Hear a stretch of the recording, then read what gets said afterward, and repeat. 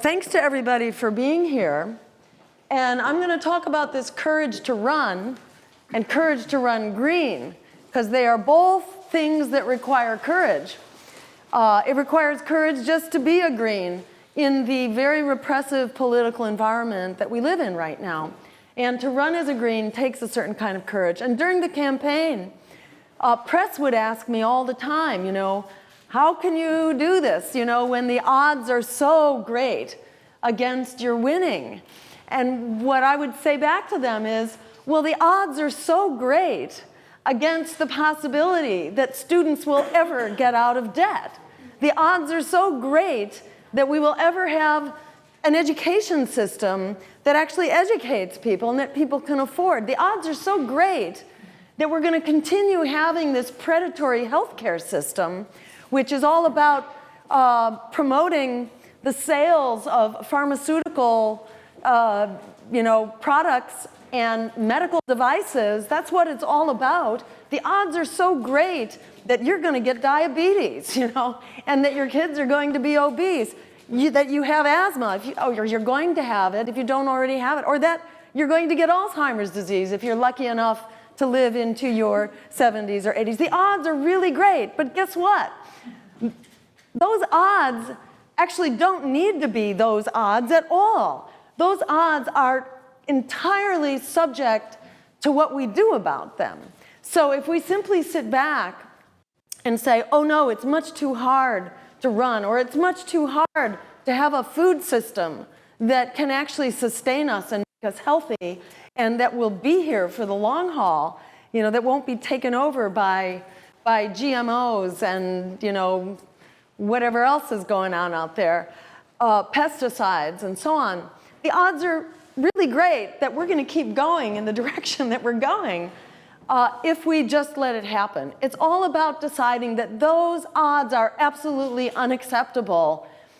And it takes as much courage to run a campaign, in my view, as it takes to stand up and fight for clean air and for good jobs and for peace and for our civil liberties. They all go together. And the neat thing about the Green Party and running for office is that we get to roll all those battles into one. When I was recruited to run for office as a governor candidate back in the year 2000, I thought, well, here I'd been fighting like incinerator companies and coal companies, and you put yourself up against them, you're just like a fly, against this incredible monster. What can you do? They're infinitely more powerful than you. So you might as well, for all the effort that you're doing, you might as well fight them all. Because, fighting them one at a time, they're just as overwhelming. You might as well get some economy of scale from your fight and fight them all. And besides, there are many more people you can bring into the fight when you're fighting them all too. And people know that we don't fight and we don't live one issue at a time. It's like I'm trained as a medical doctor. Nobody ever came into my office and said, would you please take care of my kidneys? Forget about my heart and my lungs and my brain. They all go together. People know that we all go together. As people, we need jobs. We need an economy that works for us. We need to stop the military from devouring our all of our resources and poisoning, polluting, and murdering the world with it. These are solutions that all fit together. So we as Greens have developed a really wonderful blueprint for how to fight it and a vision for people, peace, and the planet. We've been ahead of the curve, and the curve has caught up to us with a vengeance. So this is a really great time. It's a great time to be standing up and running green and rescuing in the process our economy, our climate, and our democracy. We can't fix one without fixing them all, so we might as well fix them all.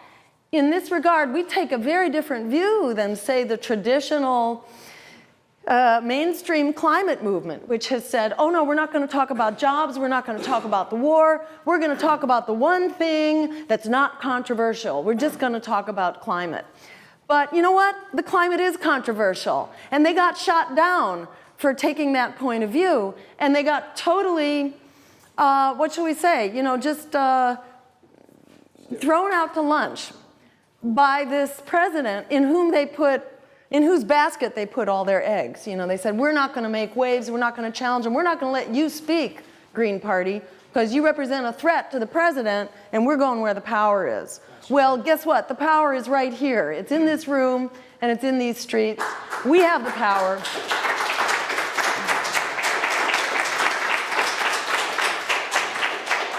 So part of the reason I wanted to use this PowerPoint, before I ran for office, I used to use PowerPoints all the time, and they were a very effective tool. We talk about teaching and skill building. They're really great for that. My worry about them is that they can get in the way between just the human contact. So this is an experiment to see if this is valuable. It's valuable because it helps people give these talks. It helps you give the talk when you're really tired and you're not sure exactly what was supposed to come next and how to fit it all into a really limited period of time. PowerPoints are great for that. So in a way, they help us magnify our voices. And, it's easy to share PowerPoints, and then everybody can give it, See one, do one, teach one, and it multiplies. So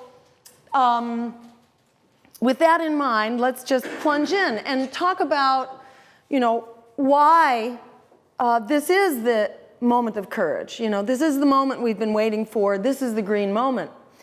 And we can rescue our economy, our democracy, and our climate. If we don't do it, it won't happen. And if we don't do it now, the window is going to close. So to my mind, that is a big motivator for all of us to step up and get down to work and to support the New York Green Party and fork over those $5, even if you only have $10 in your bank account. It's why we got to do it now. It's why we are really going to extraordinary lengths, all of us. So first, just to remind everybody, there is a rebellion that's going on out there. It's in full swing. It's happening. It needs a political voice. We are that political voice. So, when people say, oh no, it can't happen, guess what? It's already happening. From the democracy movement in Egypt, that's Tahrir Square, Occupy Wall Street, all over the country, and it lives on. The climate movement, including the tar sands blockade, right there, those incredibly brave young people who have really raised the bar for what the climate movement is about. Striking teachers in Chicago who really put their jobs on the line to go on strike. The Walmart workers walk out, same thing. There is a revolt going on among the rank and file in labor. It has not found its representation among the big labor, the big conventional labor, but the grassroots is fighting angry. I mentioned at some of the earlier workshops that we got in to this labor radio station. It's on the web. It's called America's Workforce Radio. You can Google it. It's based out of Ohio. AWF, I think, America's Workforce, AWF.com or org, I'm not even sure, but one of the others would get you there to it. During the campaign, they interviewed us a lot, and they really liked what we had to say and found that, we expressed their views exactly. And after the campaign, they had an opening because their Republican, who was the token opposition to the Democratic point of view that they were supposed to be expressing, that Republican who was Congress or legislature, I don't recall, but he retired. So they said, well, how about we have the Greens come in? Let them be the opposition party. So they are an AFL-sponsored station. There is some, shall we say, there's some dissension in the ranks. Every time we do our show once a month, they are, boy, do we love hearing what you have to say. Boy, do we agree with you. And now I'm hearing them say the things that I've been saying, like that the two parties are exactly the same, that the Democrats are also screwing us just with a smile and some nice words. They're saying the same thing, and they're starting to call for the same thing. So at any rate, that revolt is going on, the eviction blockades. And just as, to the point about where are the people of color and the poor? It's really hard for them to take a day off. You know, they need their Saturday. Very hard for them to come to a meeting. On the other hand, we go to their demos, and Sherry Honkala, you know, is one of the coordinators and founders for the Poor People's Economic Human Rights Coalition, which is largely a group of people of color, and they are going green like it's going out of style. So it's really exciting to see this big wake up. You won't find it reflected in our meetings, but at the events that we need to be at, you know, you'll see it. And again, it's very community dependent. It has everything to do with building relationships and being there for the long haul. But there's a very active and exciting discussion going on now with that community. And likewise, you know, just to name the anti-nuclear movement, which is very alive and well in this country, really flourishing, or I should say, you know, struggling in the aftermath of Fukushima to really try to resist the continued renewal of licenses for many of the nuclear plants here, which are all aging out. They all ought to be closed down. And, you know, we are succeeding in some of them. The numbers keep creeping down. They don't like to acknowledge that, but it is a battle we are slowly winning. And the fracking movement, of course. And I don't know how you're feeling about it, but from outside of New York, it sounded pretty impressive to see the moratorium renewed for another 2 years. And that has everything to do with the work that's being led by Greens all over the state of New York. So a big hand for that. And to the issue, and again, forgive me if you've heard me say this 3 or 4 times today, but you know, we do need to be there with the social movements. It's like fish in a barrel to be there now. A year ago, it wasn't, and they weren't so sure, but after this last election, after the actions of the president, this is like a marriage made in heaven for us to be there, not only supporting the cause, but waving the flag. So we've begun this project now, a green flag project. Green flags. They say on them, vote Green Party, not just vote green. Don't just wear green, because that can be interpreted many ways. Oh, you're green in spirit. You know, you like animals and the rainforest. You know, yeah, you're Irish, exactly. It means voting green. And so we decided there was no way to do this without saying, vote Green Party. We realized this when we showed up for the pipeline events, that we had to show up. You know, they weren't going to let us speak, so we had to speak from the street. And we found when we went there to hand out these flags that said, vote Green Party, everybody wanted a flag. We could have turned the entire, you know, 1,500 person demo Green Party if we had had enough flags. And it's a personal goal of mine to get all of our state parties making these flags. We've been doing a joint project now with Maine, Massachusetts, and New Hampshire now, where we're making flags. We have found a way to do it really cheap and simple, and I'll be sending it to some of the New York Green Party people here so we can get it. That would be awesome, to have the National Party coordinating it. And it's not only a visibility campaign, it is also a recruitment and sign-up campaign. So we don't just go there to show up and be seen being green. We show up and we are there recruiting Greens to vote and be members of the Green Party.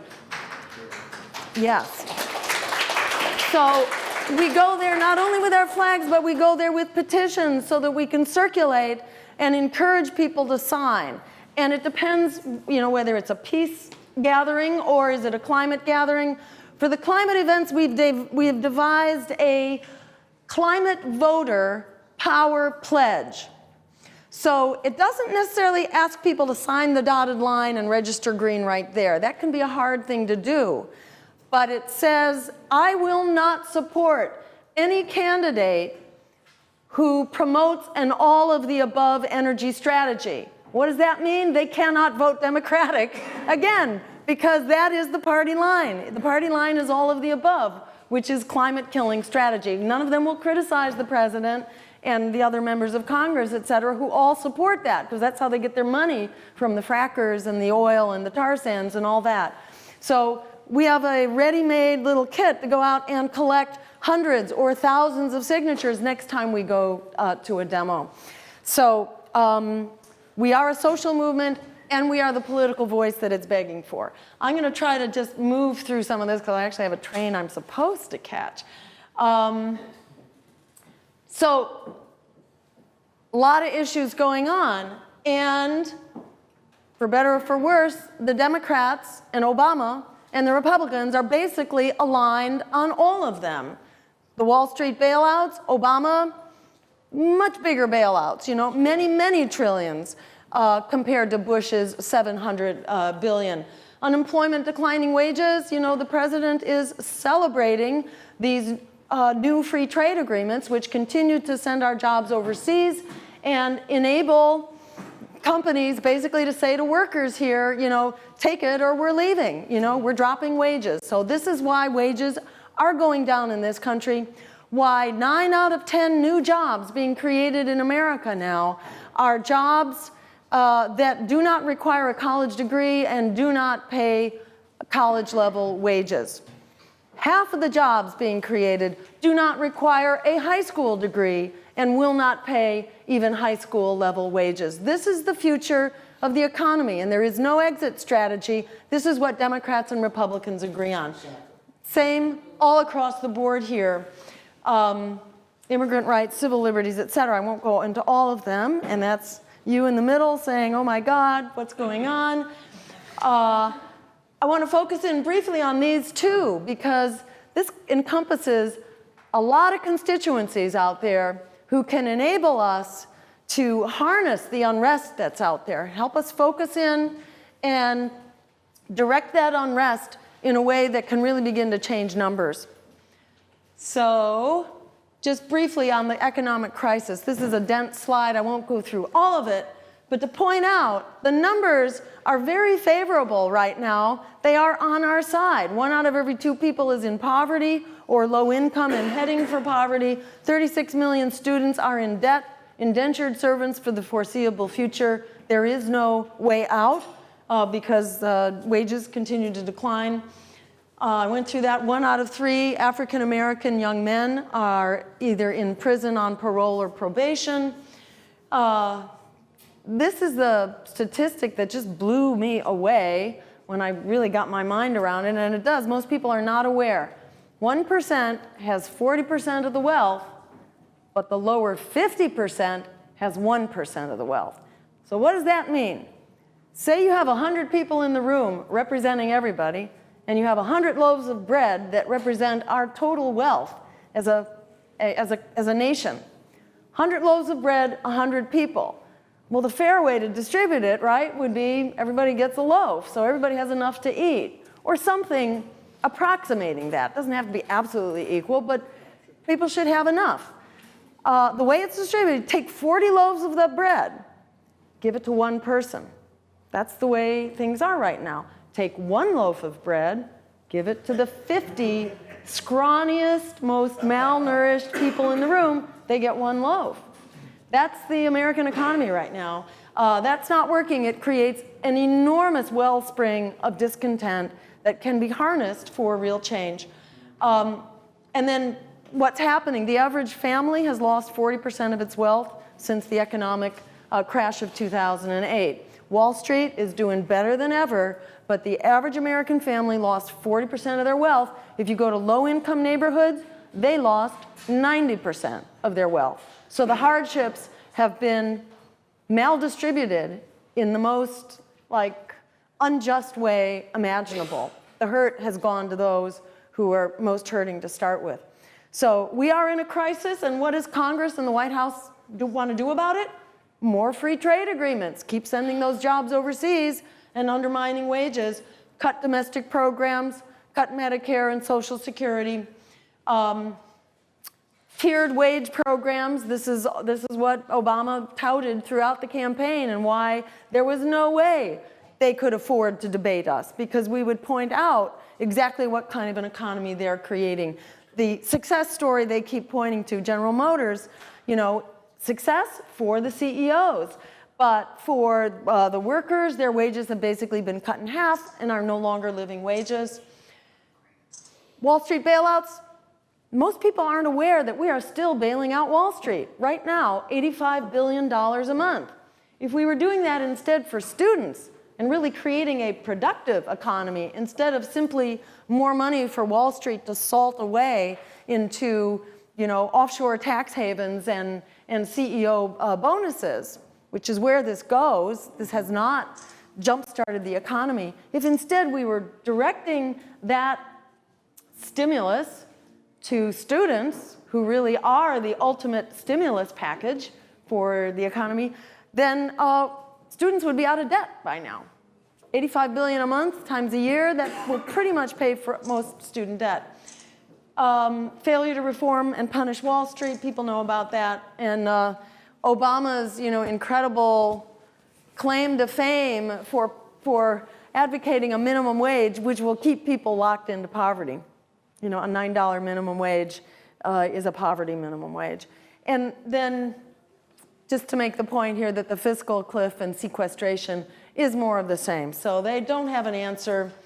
They virtually eliminated the inheritance tax as part of the fiscal cliff New Year's Day deal. Obama surrendered on the Bush tax cuts. That ensured that austerity would be inevitable. That was his one bargaining chip. When he gave up that bargaining chip, that ensured that on sequestration, on the debt ceiling, on all these other critical battles, they would be lost. He actually came up with the idea of sequestration to start with 2 years ago. That was his idea, and then he gave away his ability to fight it. So this cannot be blamed on the Republicans. This is part of the same bipartisan game plan, an engineered crisis. I won't talk more about sequestration at this moment, but it's here if you want the info. And then same is true on climate as with the economy, that it is a growing crisis. 400,000 people a year are the figures. These are UN figures just within the last couple months. That's 1,000 children a day that are dying internationally from climate. Cost is about over $1 trillion a year, a substantial cut to economic output. And these are just some of the images of climate. I'm only going to say a couple words. A couple weeks ago, do you remember hearing about mega drought? Didn't get very much press, but a number of scientific associations basically announced that we are now in mega drought. That there is a sustained, protracted, severe drought, more severe than we have seen in at least 1,000 years. So this just, puts the Dust Bowl, makes child's play out of the Dust Bowl. There's a severe drought in the Southwest, in many of the areas that are part of the Farm Belt, and it's going to get worse. And it's going to be very serious. All of this is happening with less than 1 degree of climate warming, yet we already know from the science that there's at least 6 degrees of climate warming that will happen this century, according to the World Bank and other organizations that people really don't question at all. We're on track for 6 degrees. What we have with 1 degree, with even less than 1 degree, is not looking very survivable for what we've got right now. So to help make this real for people, because it's like hard to get your hands around it, consider this. There was a heat wave, was it like 2003 or something in Europe? Do people remember hearing about it? Where some like 40, 60,000 people just fell like flies because you have sustained heat for a while. We can't deal with it. Your air conditioners, if you're lucky enough to have an air conditioner, it goes out because we get massive brownouts and blackouts. So that was a sustained heat of 105 degrees for about a week. Well, when you're living in a 4 degrees warming of a climate, you don't get 105 degrees, you get 120 degrees. That's what the heat waves will start looking like. In the next maybe 15, 20 years, we'll be looking at sustained 120-degree heat waves. And it's not only that that's hard for people to survive, what happens to animals, you know, and to all the animal husbandry? So even biodiversity aside, you know, what about our food supply, the whole animal food supply?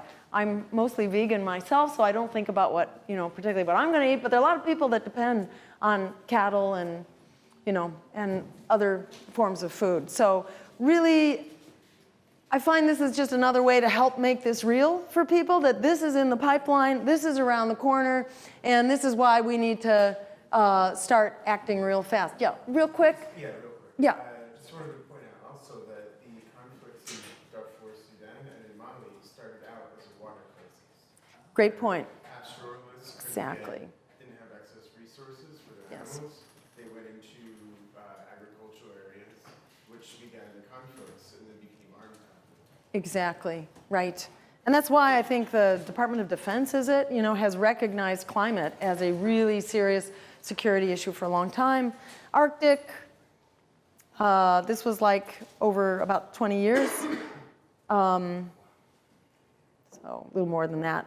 But, you know, half gone. And maybe in the next decade or so, that's what we're looking at. This is a tipping point, because then you lose the reflective protection of the ice sheet, and you're absorbing more heat. So we're likely to see acceleration. This figure really blew me away. 80% of the warming that's taken place in the last 150 years since the Industrial Revolution, 80% of that has happened in the last 20 years. What does that tell you? It's accelerating. This is the time for us to stand up and take really concerted action.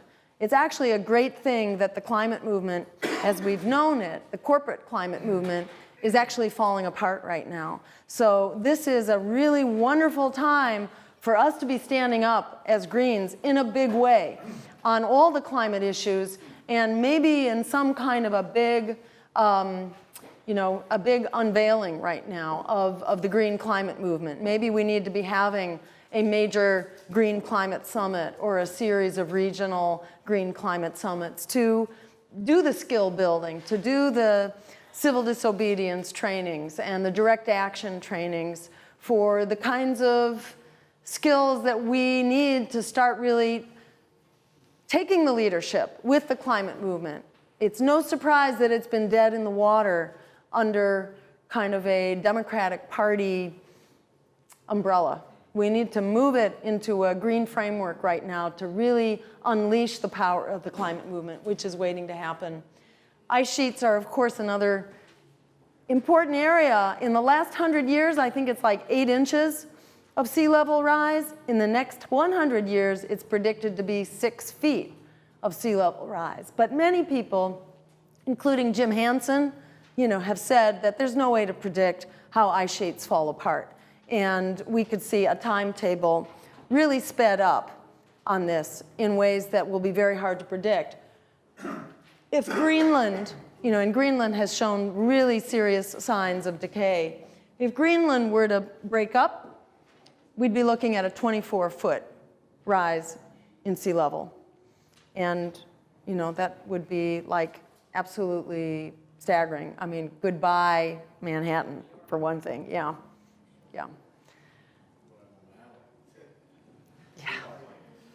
So this is just Boston area, and this is current sea level. If we have 20 feet of warming, it's not so bad in Boston, but it's bad enough, believe me. We'd lose a lot of Boston and Cambridge, Somerville, et cetera.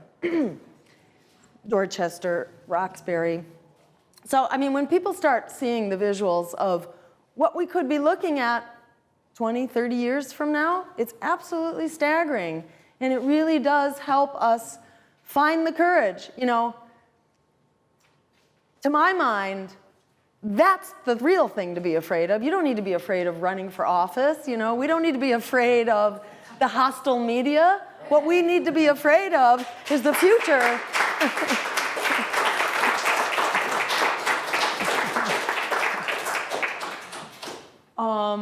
This is with 40 feet of sea level rise. How would you get that if you lost Greenland and then the West Antarctic ice sheet. You know, even like 3 years ago, people were saying, oh, don't worry about Antarctica, you know, the southern ice sheet, that'll never melt. And now suddenly the science is telling us, well, guess what, folks, it is melting. This thing that was supposedly millennia off, you wouldn't pass the laugh test if you talked about the Antarctic ice sheet melting 4 years ago. Now suddenly this is what we need to be afraid of. And again, this is just the carbon cycle. This is really compelling if you haven't seen this before. So this is now, and this is going back thousands of years. So this was 100,000, 200, 400,000 years ago. This is the level of carbon in the atmosphere. And it's been cycling. And when it gets high, we're in a time of, like we are now. This is where human civilization, right here, has developed. This is the Ice Age here. So we've been at sort of the peak carbon, and this is normally when it would begin to to decline. And over the course of 100,000 years, we would normally be going back into an ice age. But look what's actually happened instead. Instead, we've gone in absolutely the other direction. This is unprecedented. This has never happened before. This is why all of the above is absolutely unacceptable. We cannot continue to produce carbon. We have to cut back on carbon to get us down to a safe level of carbon in the atmosphere. And the point here is that both establishment parties are making it worse. They're absolutely clueless, or they're liars, or they're just intoxicated by the money. But whatever it is, it's the wrong stuff, and we don't want it. So Obama says 17%. This is his big commitment at Durban. He said, we'll go 17% below 2005 levels of carbon production. And in fact, if you translate that to what the science says, it's like negligible. The science talks about 1990 level of carbon, and we need to get way down from there. So Obama moved the baseline to a much higher place and said, oh, we'll go down from there. But it doesn't begin to get close to what we need to do. And he's talking about doing more of this, you know, fracking and offshore oil in the Arctic and all the rest. And this is just, you know, he loves pipelines, like he says over and over again. I love pipelines. I've built more of it than any other president before. This is outrageous that this is the president who pretends to represent the climate movement, and that any climate advocate in their right mind would support someone who says things of that sort. Not to mention, you know, promoting the free trade agreements that make it very hard for us to protect the climate, and basically signing on to the Keystone Pipeline. And, you know, this is just some of his quotes, which are ridiculous. On the pipeline issue, the whole thing about jobs is totally bogus. This is really just spin from the pipeline companies that really, the State Department says 5,000 temporary jobs, 20 permanent jobs. We're going to destroy the climate, you know, for 20 jobs, when we could be creating millions of jobs right now, overnight. And I think it's really important when we go to bat on fracking and all the rest, to not just make it a stop fracking, but actually start the Green New Deal. Let's create millions of clean energy jobs right now and demand that our elected officials make that happen. And while tens of thousands were in DC asking the president to please stop the pipeline, where was the president? He was off golfing with this guy, Jim Crane, who owns this golf resort in Florida, which is where Obama was playing golf also with that guy over there. Jim Crane is also a director and an investor in the Western Gas Holding Company, which is a big investor. You know, that was how much Obama cares about the climate movement. This is like saying, essentially, screw you to the climate movement. It's hard to imagine a more, you know, kind of in-your-face rejection of the climate movement. So this is why we need to stand up and fill the void right now with a true green climate movement that has the right answer, which is a Green New Deal. And I'm just going to say briefly that we can fix it. We don't have to lose it all. We can actually have it all. We can have it all. Create 25 million good wage jobs that jumpstart the green economy, that put a halt to climate change and make wars for oil obsolete. And by the way, what's good for the climate is also really good for the people. If you clean up the air pollution, you create an active transportation system so people get their exercise, biking and walking to the T or to work, and they have a healthy local food supply. Guess what? It's about 80% of your healthcare expenditures that go away. We know that about 80% of our $2 trillion a year healthcare system could be prevented if we actually had an infrastructure for health in our communities that can be created around a green economy. We have a green, an economic bill of rights, as well as financial reforms that go with that as well, and democracy reforms. And the Green New Deal could be paid for with about $500 billion, which is less than the cost of Obama's first stimulus package. But instead of 2 or 3 million jobs, we'd be creating about 24 million jobs and actually putting people back to work and jump-starting the green economy. And about the politics of courage, this sort of expands on what Ben was saying earlier, that this politics of fear, that we don't dare stand up for what we deserve, that politics of fear has actually brought us everything we were afraid of, everything that we were supposed to be quiet in order to avoid. We've gotten it by the droves. The expanding war, the offshoring of our jobs, the undermining of wages, the meltdown of the climate. This is where the politics of fear gets you. Why? Because the fear tells you to be quiet. Well, if you're quiet, guess what? You can't advance the cause. So if you're silenced, you just basically surrender. Silence is surrender. So instead of the politics of fear, the politics of courage is the way forward, and it's actually always been the way forward. So the Liberty Party was the political voice of the abolition movement. When the abolition movement got together with a political party, which initially was the Liberty Party, it was then picked up by the radical Republicans, and then carried forward as part of their agenda, and it then became, you know, a presidential and a congressional agenda as well.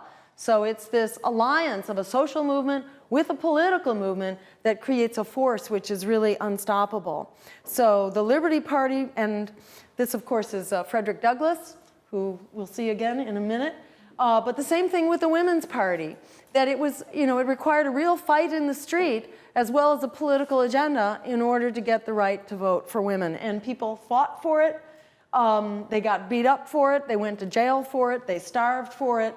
It required a real fight. And this is this lovely statement, join the Women's Party.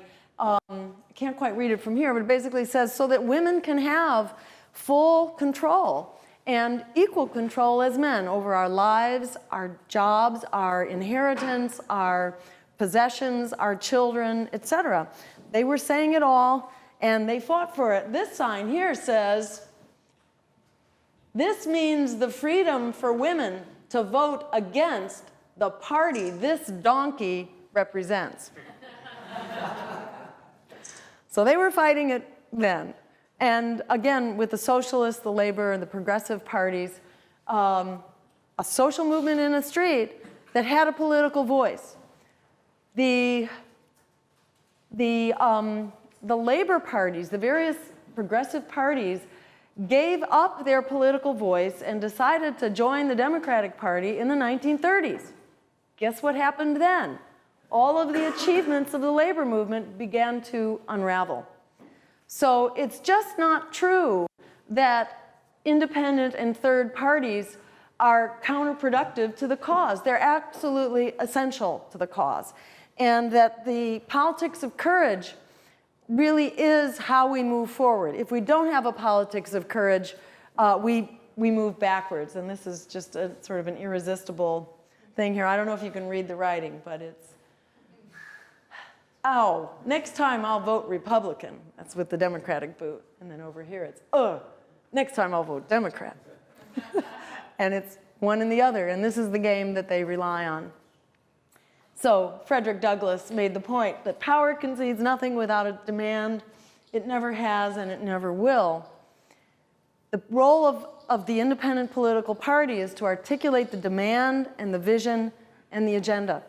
And that is what we're about. And as Alice Walker and others have pointed out, the biggest way we give up power is by not knowing we have it to start with. We actually do have the power when you add up the numbers of 1 out of 2 people in poverty or heading for it, 37 million students, indentured servants with no way out, 9 out of 10 jobs, not college wages, not living wages. You know, the numbers are going to keep driving in our direction. Nature and the climate will continue to be the best publicist we can possibly imagine that the policies of the political establishment are an abysmal failure, that they are lethal to the cause of our survival, even into the next century. So all the right ingredients are lined up, and by standing up as Greens and by running Greens and by continuing to build the party and doing exactly what we're doing here today, you know, we can rise to the moment. You know, we've been working towards this moment for decades, some of us, and we've been just in time. We've been ahead of the curve has caught up, and this is the time to really drive it home. So I really want to thank everybody for being here today. Thank all the organizers. Thank you, Ben, for pulling all this together. Thank you, Michael and Gloria. Thanks to all of you. Thank you.